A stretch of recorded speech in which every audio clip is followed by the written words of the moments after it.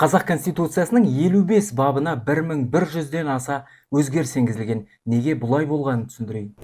Тәуелсіз Қазақстан тарихындағы алғашқы конституция 1993 жылы бекітілді. Осы құжатқа сәйкес Қазақстан парламенттік басқару нысанындағы республика деп жарияланды. Бұл кезде президент жоғарғы кеңеске есеп беретін болған және оның өкілеттігі шектеулі болатын. Алайда осыдан 2 жыл өткенде 1995 жылы Нұрсұлтан Назарбаев жаңа конституция әзірлеуді тапсырып, сол нұсқа енгізіліп кетті. Жаңа конституция президентке кеңірек функциялар мен өкілеттіктер берді. Жоғарғы кеңесті таратып жіберді және парламентті қос палаталы етті. Жаңа негізгі заң қабылданғаннан бері конституцияға 7 рет өзгеріс енгізіліп, құжатқа 1100-ден астам түзету енді. Мысалы, 1998 жылғы түзетулер мемлекеттік қызметшілер үшін жоғарғы жас шектеуін алып тастап, президент өкілеттігінің мерзімін 7 жылға дейін ұзартты. 2007 жылы президенттің қызметте болу мерзімі 5 жылға дейін қысқарды. Алайда конституцияда тұңғыш президент ұғымы пайда болды. 2011 жылдың ақпанында Назарбаевқа елбасы атағы берілді. Бұл оған президент лауазымына шексіз рет сайлану құқығын берді. Назарбаевтан кейін конституцияда Тоқаевтың кезінде өзгерістер болды. Мысалы, енді президенттің туыстарына жоғары мемлекеттік лауазымдар иеленуге тыйым салынды. Тұңғыш президенттің ерекше рөлі туралы ереже алып тасталды. Сонымен қатар жер және оның қойнауы халықтың меншігіне өтетіні туралы жаңа бап пайда болды.